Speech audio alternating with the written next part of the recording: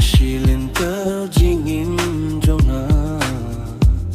Phêu se long le no e ki jing kula Jona ya pi Bahashi ting lin pi pi Ge no yanga Nam tip de na kadawaw ne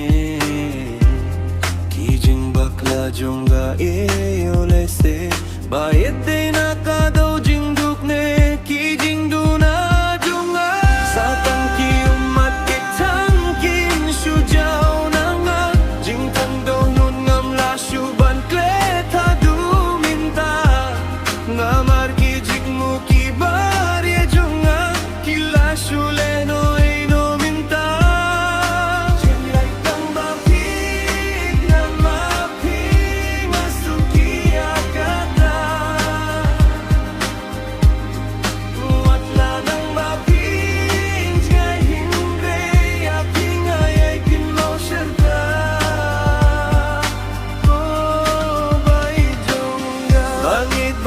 Sa kan mau ya jinggi jonga wat langim la shuban ya shem kumba men shua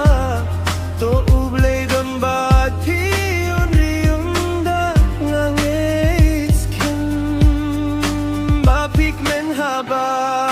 pi janga tangkata na sukmen si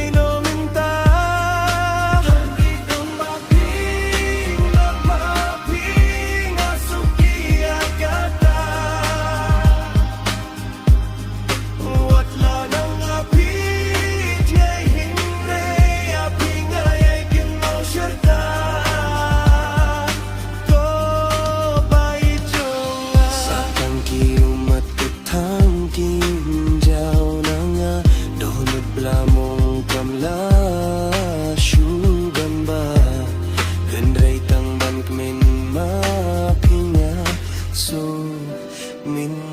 xiêm